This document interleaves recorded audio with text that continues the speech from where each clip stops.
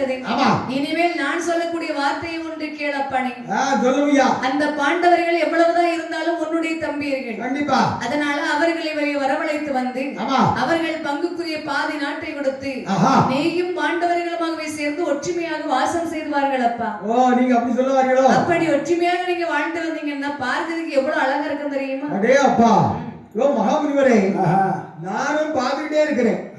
எவ்வளவோ நேரம் சரி ஏதோ சொல்லுகிறாரே, அப்படி ஒரு பெரியவர் சொல்லும்போது நம்ம கேட்காம இருக்க கூடாதுன்னு நானும் எல்லாம் நீ சொன்னதுக்கெல்லாம் ஆமா போட்டுக்கிட்டு இருக்கிறேன். ஆனால் இன்னொரு முறை அந்த பாண்டவர்களை பற்றி பேசுவதாக இருந்தால் இந்த அரண்மனை விட்டு வெளியே போய்விட்டோம். உங்களுடைய வார்த்தையை கேட்பதற்கு நாங்கள் தயார் இல்லை. அந்த பாண்டவர்கள் எனக்கு பகையாளியானவர்கள். நம்பியர்களாக இருந்தாலும் அவர்கள் என்னிடத்தில் தோற்றுத்தான் அவர்கள் வடம் போய்விட்டார்கள். கண்டிப்பா கண்டிப்பா. அந்த பாண்டவர்களுக்காக நீர் நாடுகளுக்கு வந்திருக்கின்றீர்கள். அவர்கள் பகையாளி என்று சொன்னால் அவர்களுக்காக நாடுகளுக்கு வந்த நீரும் எனக்கு பகையாளி. ஆணகத்துல இலை சரிகளை சாப்பிட்டு தண்ணீர் குடிச்சு வாசம் செய்யக்கூடிய முனிவர் நீர் எனக்கு புத்திமதி சொல்வதற்கு வந்தீர்களா? ஒரு நல்ல புத்தியை சொன்னால் அதை கேட்காமல் நீ வாய்க்கு வந்தபடி பேசிக் கொண்டிருக்கின்றாயே. ஓய் முனிவரே, உன்னுடைய தாண்டி சடை கமண்டலம் உன் பேச்சையும் பார்க்கும்போது எப்படி தெரியுமா? எப்படியா தெரியுது? பசுவானது குளித்தோல் போர்த்தி கொண்டு வேட்டையாடுவது போல் தெரிகின்றது. முதல்ல சபையை விட்டு எழுந்திருந்து போவோம் ஐயா. தெரியாதுனா கொஞ்சம் நாவை அடக்கிடா, நாவை அடக்கி பேசு. நீர் ஒரு போலி தவசாலி. முதல்ல சபையை விட்டு எழுந்திருந்து வெளியே போ. என்ன வார்த்தை நீ போலி தவசாலி சொன்னா? துரியோதனா, என்னை பற்றி உனக்கு தெரியாது. வேந்தனுக்கு துரும்பாக இருக்கக்கூடிய நான் என்னுடைய சபை வந்து நீ பாண்டவர்களுக்கு நியாயம் கேட்க வந்திருக்கிறாய். அதனால உம்மை பார்க்கும்போது நீர் ஒரு போலி தவசாலி தான். டேய் துரியோதனா, மன்னனுக்காகவா உனக்காக வேண்டியோ அந்த பாண்டவர்களுக்காக வேண்டி சபை ஏறி வந்து நியாயம் சொல்ல வந்தேன் என்று சொல்லி நினைக்கின்றாயா? சரி, அண்ணன் தம்பியர்கள் ஒற்றுமையாக வாசம் செய்தால் நல்லா இருக்குமே என்று சொல்லிதான் உன்னுடைய சபை ஏறி வந்து பாண்டவர்களுக்கு நாடு கொடு என்று சொல்லி அப்படி நியாயம் கேட்க வந்த என்னை நீ இகழ்ந்து ஏளனம் பேசிவிட்டாய் துரியோதனா. நான் ஒரு முனிவர் என்று கூட பாராமல் என்னை நீ ஏளனம் பேசிவிட்டாய். துரியோதனா, துறவிக்கு வெந்தம் துரும்பு சிவன் அடியார் இதயம் கலங்கிடில் உன்னுடைய நீதியும் நெறியும் செங்கோலும் பாலடா. மன்னனுக்காக மக்களா இல்லை மக்களுக்காக மன்னனா? யார்கிட்ட பேசுறீங்க தெரிஞ்சுதான் பேசுங்க மகாமுனியே. என்னை பற்றி சரியாக தெரியாமல் பேசாத தம்பி. துரியோதனா, எப்பேற்பட்ட மன்னனாக இருந்து கொண்டு போ. ஒரு சிவனடியாருக்கு மரியாதை கொடுக்க தெரியாத நீ அகிலத்தில் வாழ்வதற்கு கூட தகுதி கிடையாது. ஆகையினால் என் நாகக்கொடிக்கு அதிபதியாகிய துரியோதனா, நீ என்னை தோசித்தே வைதரே நான் தொலை முடிந்தே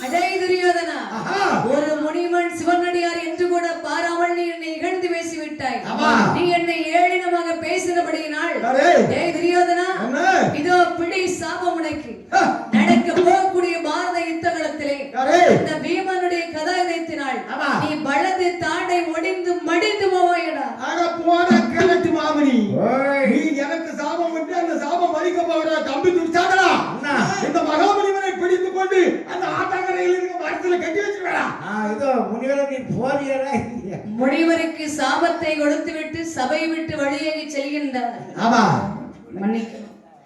இந்த துரியோத மன்னன் பேசக்கூடிய வார்த்தையை காதலை கேட்டு முனிவர் சாபத்தை கொடுத்தாரு. சபையை விட்டு வெளியேறி செல்கின்றார். அவருக்கு ஆத்திரத்தில் சாபத்தை கொடுத்தாரு. ஆனால் அவர் என்ன நினைக்க தெரியுமா? இவன் முனிவரை பேசிவிட்டான்.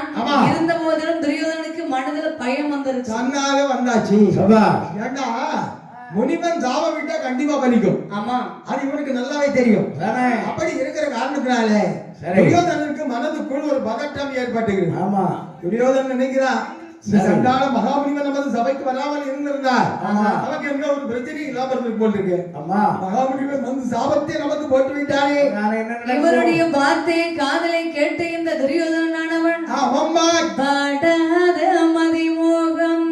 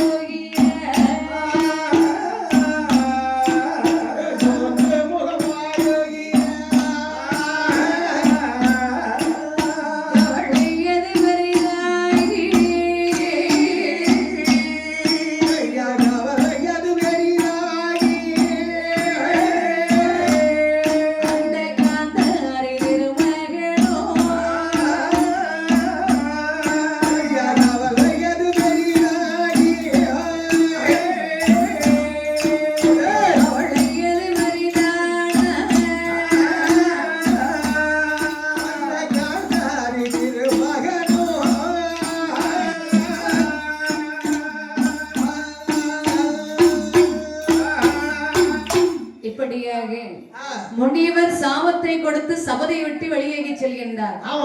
ஆனால் வார்த்தை காதலை கேட்டார் துரியோதன மன்னன். இவன் கோபத்தோடு முனிவர் வெளியேற்றி விட்டார். இருந்த போதிலும் அவர் சொன்ன வார்த்தையானது அவனுக்கு மனதுக்குள் ஒரு பதபதைப்பு. அதானே நாம் எப்பேற்பட்ட மன்னன், யாரையும் வணங்காமுடி தரித்த மன்னன் அல்லவா?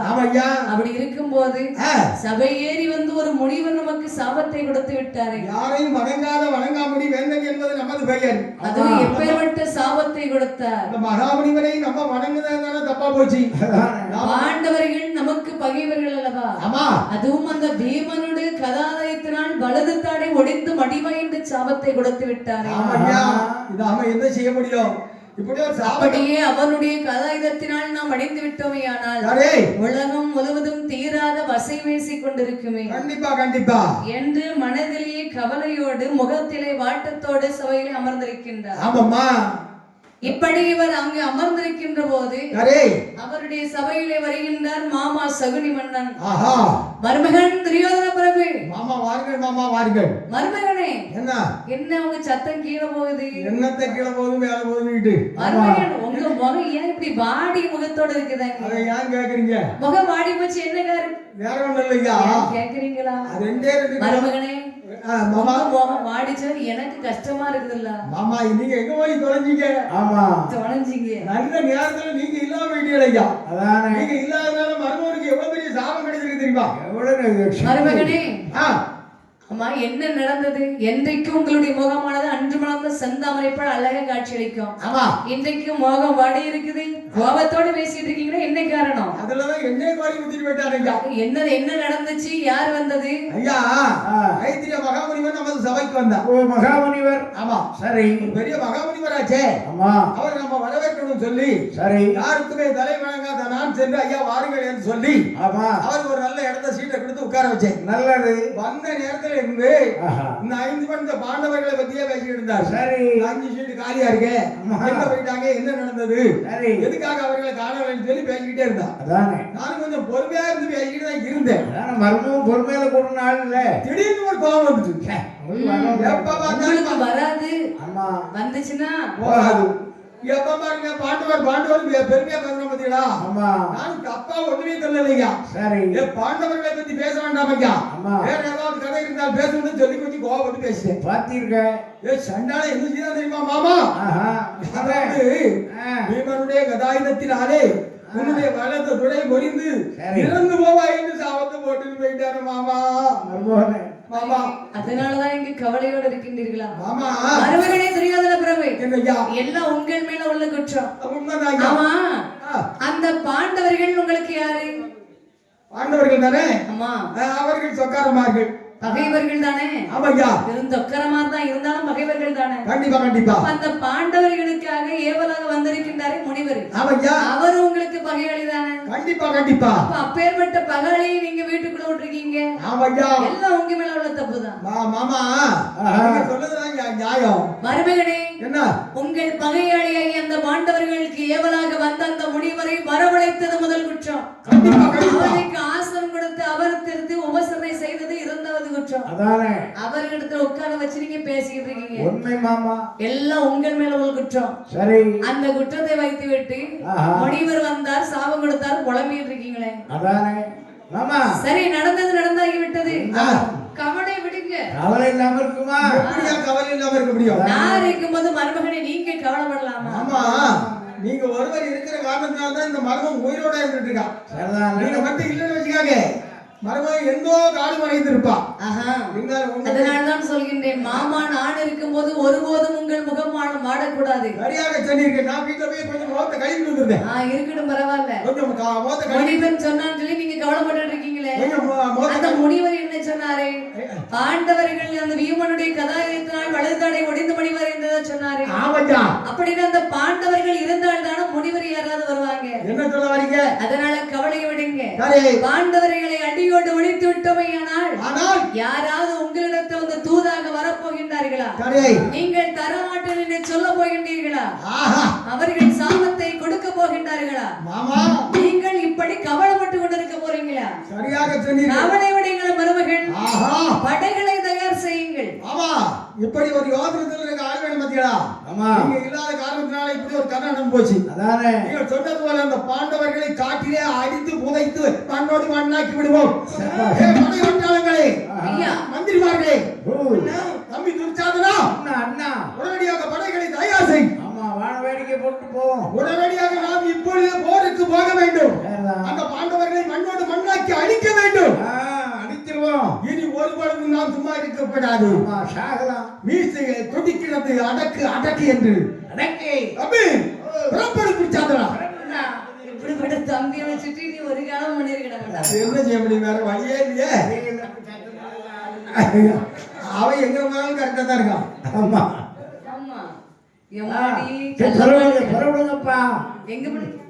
சண்டைக்கு போனோம். சண்டைக்கு இவர் கெட்டிக்காரல்ல. அவன் சண்டைக்கு போனா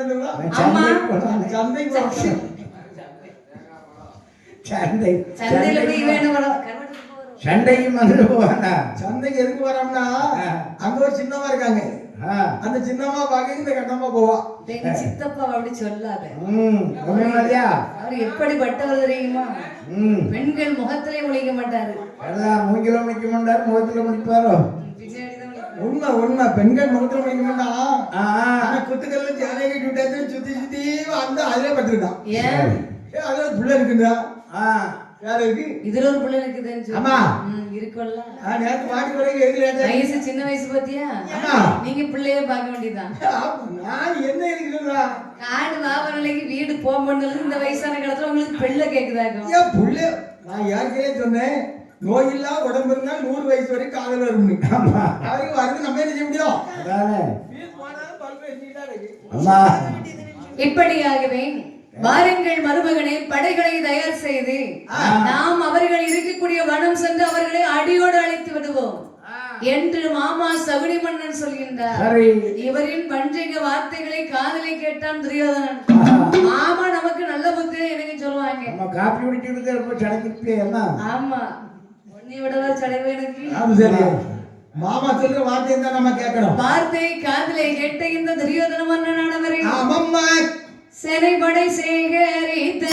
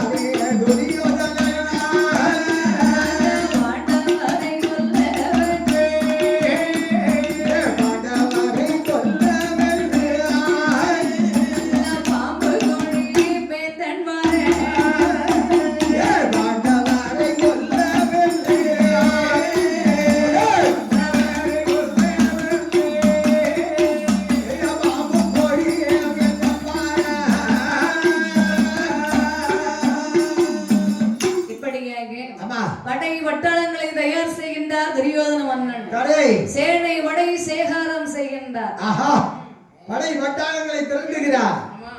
அத்தனை படைகளும் ஈட்டிகள், அம்புகள், அஸ்திரங்கள் அத்தனை எடுத்து வருகிறார்கள். ரத கஜம் துரோகம் பதாதி என்று சொல்லக்கூடிய ஆமாம்மா, படைகளை தயார் செய்கின்றார். தம்பி தர்ஷனா, அண்ணா எழுந்திருந்து வாடா. வெற்றி மனசு கொட்டுங்கள், வீர குறவைகள் பாடுங்கள், வீர கோஷங்கள் பாடுங்கள். ஓய் அடுத்த தூக்கி போடு. அம்மா கணக்கு படணுமா? கண்ணு போர் போர் போர். இப்படியாகவே போர் முழக்கத்தோடு படை வட்டாளங்களை சேகாரம் செய்து கொண்டு அஸ்திரபோராதனை கிடந்தே அஸ்திரபோராதனை கிடந்தே அரசன் படை வரையுதையே வரையுதையே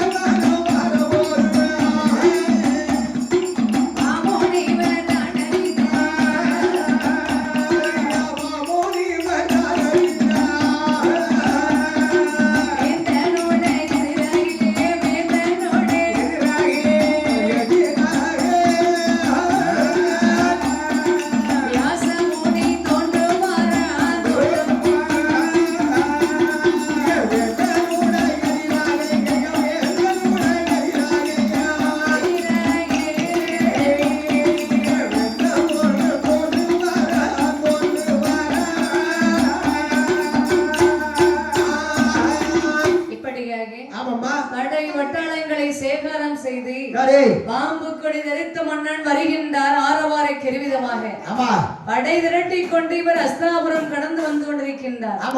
இப்படி இவர் வந்து கொண்டிருக்கின்ற போது இதை அறிந்தார் வேத வியாசமா முனிவரானவர். முனிவர் அறிந்தார். வேத வியாசகர் வேத வியாசர்